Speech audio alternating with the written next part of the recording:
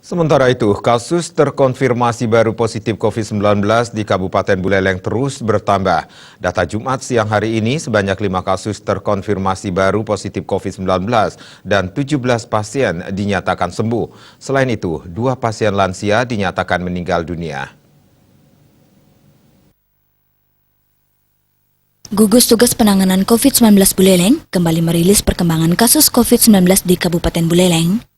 Data terakhir Jumat 18 September 2020 menunjukkan penambahan kasus terkonfirmasi baru sebanyak 5 orang yang didominasi Kecamatan Buleleng, sehingga secara kumulatif jumlah kasus terkonfirmasi baru sebanyak 736 orang. Sementara itu, hari ini juga dilaporkan ada 17 pasien yang dinyatakan sembuh. Sejumlah 17 orang itu sebagian besar berasal dari Kecamatan Buleleng, yakni mencapai 10 orang. Sisanya dari Kecamatan Sawan 2 orang, Kecamatan Seriri 3 orang, dan masing-masing 1 orang dari Kecamatan Tejakule dan Gerogak.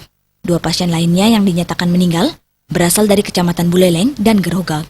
Keduanya merupakan lansia perempuan umur 67 tahun dari Kecamatan Gerogak dan umur 51 tahun dari Kecamatan Buleleng.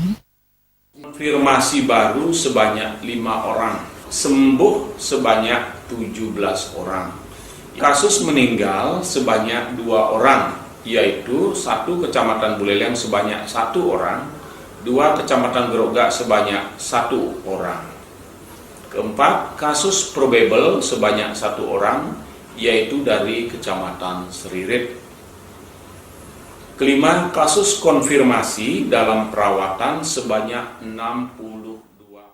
Selain penambahan kasus baru, Gugus Tugas Penanganan COVID-19 juga mencatat ada 61 pasien yang dirawat di berbagai rumah sakit di Buleleng.